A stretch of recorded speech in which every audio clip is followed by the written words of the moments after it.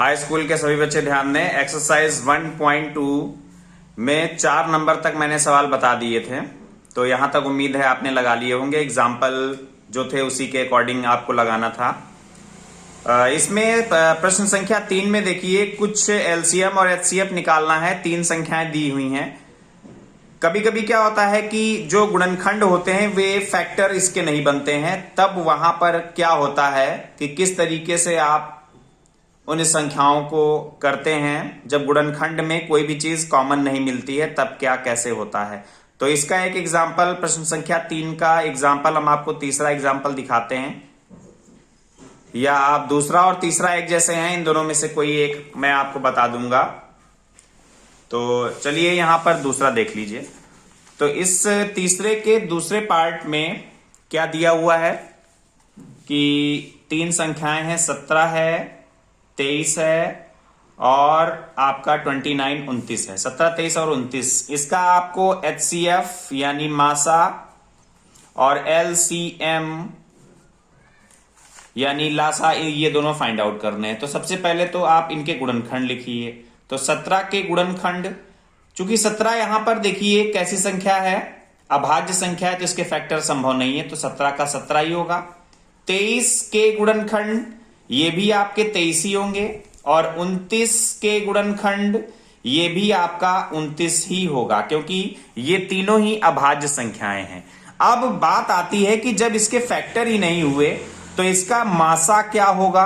तो मासा मतलब एचसीएफ इसका क्या होगा। प्यारे बच्चों इतना ध्यान दीजिए, कोई भी संख्या अगर है तो उसके साथ में गुणे में 1 होता है। तो यानी 17 के साथ हम इसको 17 गुणे 1 लिख सकते हैं। 23 को हम 23 गुणे 1 कर दें और 29 को 1 कर दें तो कोई फर्क नहीं पड़ता है। तो मतलब अगर किसी भी संख्या में कुछ भी कॉमन ना मिले तो मतलब 1 सभी में कॉमन है, तो इसका मासा 1 हो जाएगा।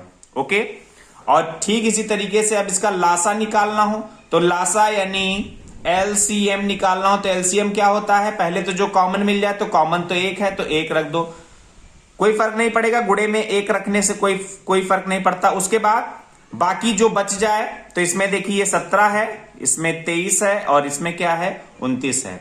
17, 23 और 29 जब तीनों का आप आपस में गुणा करेंगे तो 11,339 आ जाएगा। आप गुणा करके देख लीजिएगा। तो ये मेथड है इसका। इसी तरीके से आप प्रश्न संख्या तीसरे का तीसरा पार्ट भी आप लगा लेंगे। चौथा एग्जाम्पल में लगा हुआ है, एग्जाम्पल नंबर 7, सेम उसी के अकॉर्डिंग होगा, इसको भी कर लेंगे।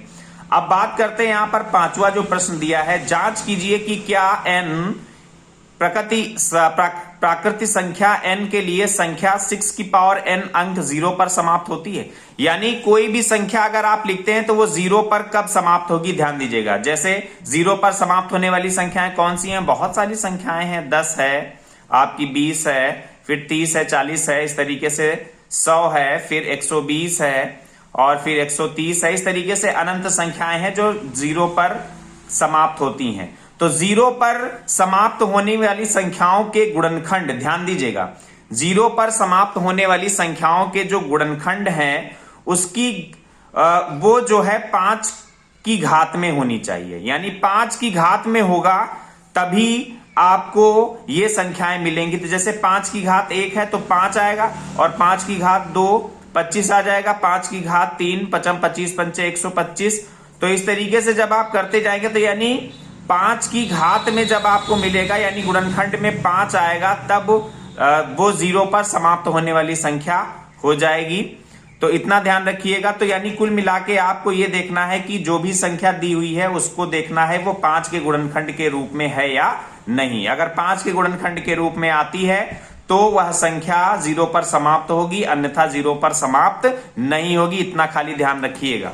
तो अब यहां पर हम आपको दिखाते हैं इस प्रश्न को। तो प्रश्न संख्या 5 में क्या दे रखा है, आपको 6 की पावर n दिया है। तो 6 की पावर n का मतलब 6 के गुणनखंड आप क्या बनाएंगे, 6 के गुणनखंड आप बनाएंगे, 6 को लिख सकते हैं 2 3 6, यानी 6 की जगह पर जब आप रखेंगे तो 2 गुणे 3 रखेंगे की पावर n रखेंगे, तो ये क्या आ जाएगा 2 की पावर n आ जाएगा इंटू 3 की पावर n आ जाएगा। तो अब यहां पर आप देखिए कि 6 के गुणनखंड 2 और 3 है, तो यहां लिखेंगे कि 6 के गुणनखंड 6 के गुणनखंड 2 और 3 है, जबकि इसमें अभाज्य संख्या या अभाज्य गुणनखंड, ये लिखना पड़ेगा इसमें आपको, अभाज्य गुणनखंड 5 नहीं है।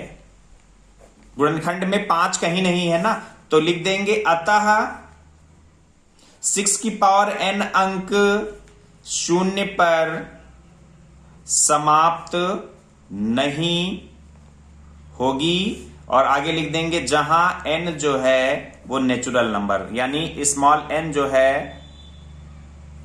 अवयव है कैपिटल N का, और कैपिटल N क्या होता है? Natural number.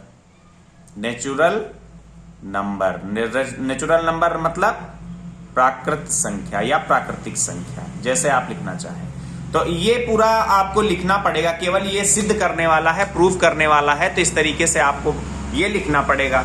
अब इसको अगर आपको और बेहतर समझना है तो ये देखिए एग्जाम्पल नंबर 5 में लगा हुआ है। इसमें भी वही चीज है कि 5 संख्या 5 आनी चाहिए, लेकिन 5 नहीं आई है, इसलिए यह 0 पर समाप्त, जिसके लिए 4 की पावर n 0 पर समाप्त होगा, इसलिए ऐसी कोई संख्या नहीं है।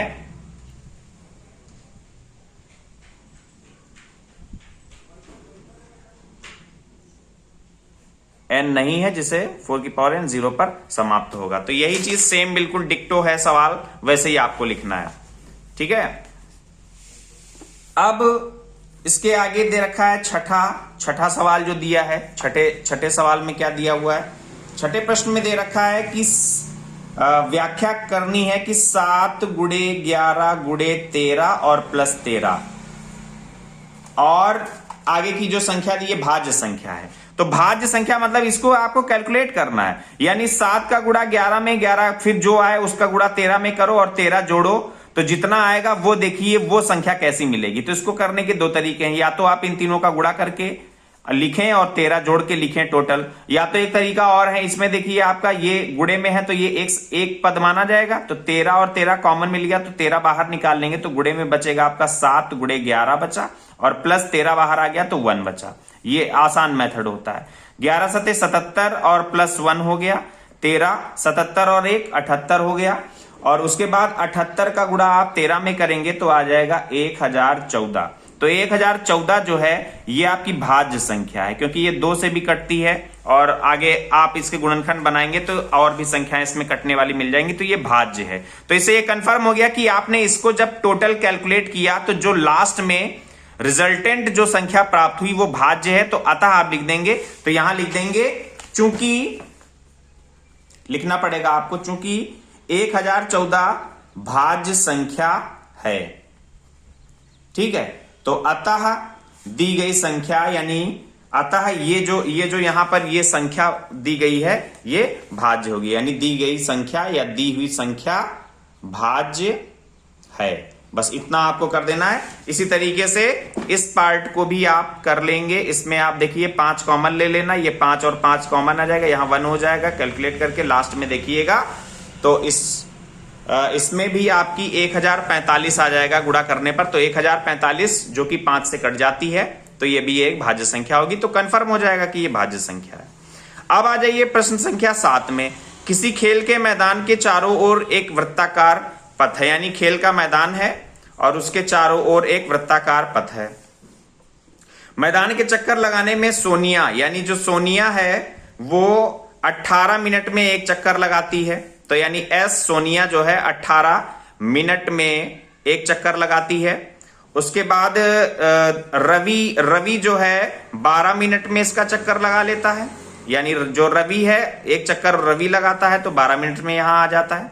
उसके बाद कह रखा है कि मान लीजिए कि दोनों एक ही साथ एक ही स्थान से चलना प्रारंभ करके एक ही दिशा में चलते हैं, कितने समय बाद वो प्रारंभिक स्थान पर मिलेंगे। मतलब ये दोनों एक साथ चलना प्रारंभ करें कि सोनिया और रवि, सपोज दैट ये चक्कर लगा रहे हैं, तो सोनिया और रवि एक साथ दौड़ना प्रारंभ करेंगे तो जाहिर सी बात है कि रवि आगे निकल जाएगा, क्योंकि रवि 12 मिनट में चक्कर लगाता है तो तेज दौड़ेगा।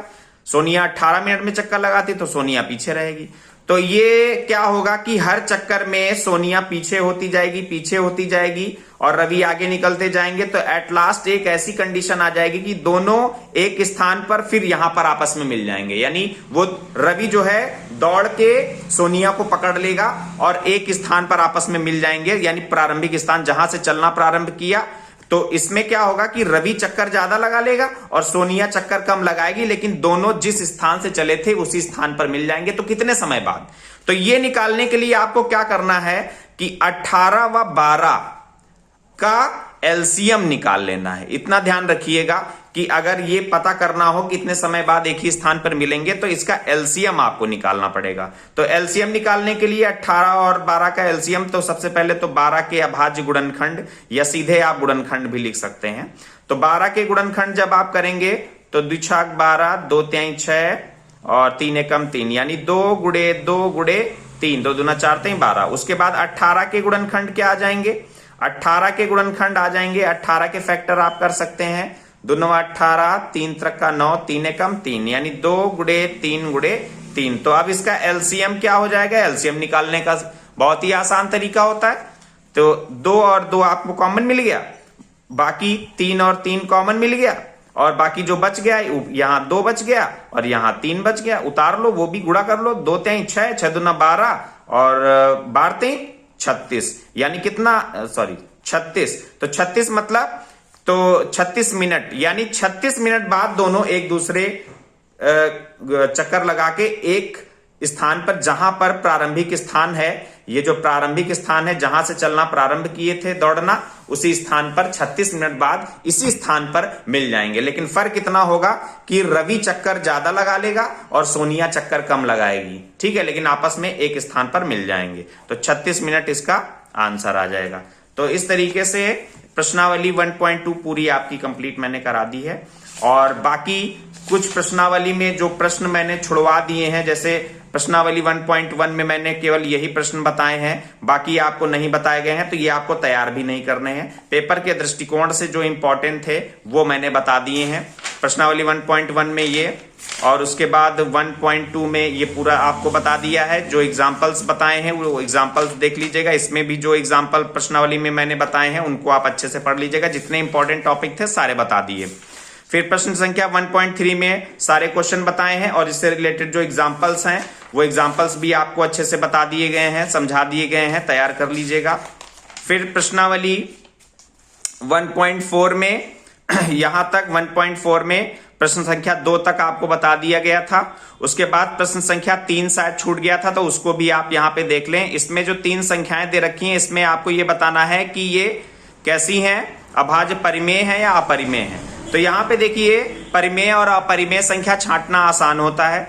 4 3 यानी 43.123456789, यानी ये संख्या 9 तक रुक गई है। तो यानी ये क्या है? ये शांत दशमलव है, तो यानी ये परिमेय संख्या होगी, तो ये परिमेय है। उसके बाद दूसरी क्या दे रखे हैं 0.12012012000120000। तो देखिए यहां पर दशमलव के बाद संख्या में 120 है, फिर एक 1 2 के बाद फिर 2 जीरो लग गए, फिर 1 2 के बाद फिर 3 जीरो लग गए, फिर 1 2 के बाद फिर 4 जीरो लग गए, इसी तरीके से 1 2 के बाद 5 जीरो लग जाएंगे। तो ये संख्या देखिए अनंत है, यानी इस संख्या में अंक रिपीट भी नहीं हो रहे हैं और ये लगातार आगे कटती चली जा रही है। जीरो देखिए हर 1 2 12 के बाद जीरो की संख्या बढ़ती जा रही है, यानी अंक इसमें कोई रिपीट नहीं हो रहा है। जो एक संगठन होता है, यानी अंकों का एक समूह होता है, वो आगे रिपीट नहीं हो रहा, क्योंकि हर संख्या में जीरो बढ़ रहा है। तो ये आपकी कैसी संख्या हो जाएगी?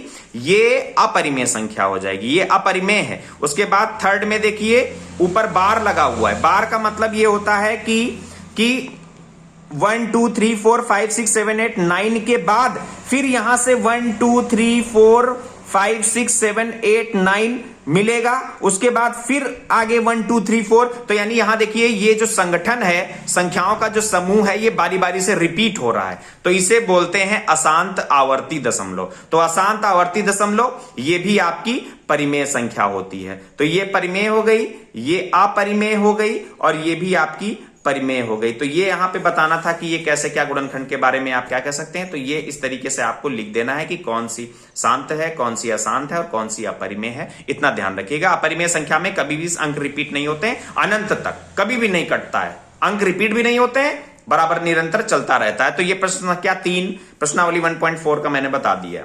इस तरीके से ये पूरा चैप्टर बहुत अच्छे से आपका तैयार हो गया है। 4 या 5 नंबर का इस चैप्टर से आएगा। बहुत अच्छे से प्यारे बच्चों तैयार कर लीजिएगा। Okay students, thank you.